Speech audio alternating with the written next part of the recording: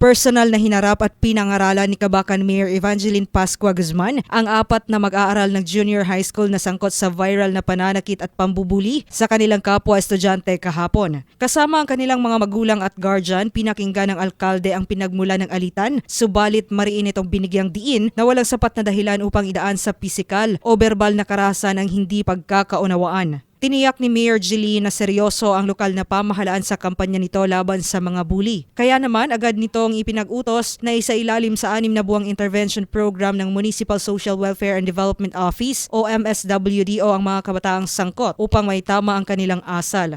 Nakiisa rin sa pag-uusap si Cabacan PNP Town Chief Police Lieutenant Colonel April Lu Palma na nagpaalala sa mga kabataan na normal ang miscommunication sa paaralan, ngunit hindi ito dapat lutasin gamit ang init ng ulo at bugso ng damdamin. Matatandaan na noong nakaraang linggo pa ay puspusa na ang paglilibot ni Vice Mayor at Peace and Order Zar Herlo Guzman Jr. sa mga eskwelahan upang isulong ang mas mahigpit na seguridad, kung saan una na nitong inihayag na bawal ang mga bully sa bayan dahil sinisira nito ang self-esteem ng mga biktima at nagiging ugat ng mas seryosong kriminalidad. Sa pagtatapos ng pag-uusap, nagkasundo ang magkabilang panig kung saan nagdesisyon ang pamilya ng biktima na hindi na maghain ng opisyal na demanda kapalit ng kaukulang disciplinary action mula sa pamunuan ng paaralan at paggabay ng MSWDO. Patuloy naman ang panawagan ng LGU Cabacan sa mga magulang na paigtingin ang paggabay sa kani-kanilang mga anak upang hindi na masangkot sa anumang gulo o karahasan.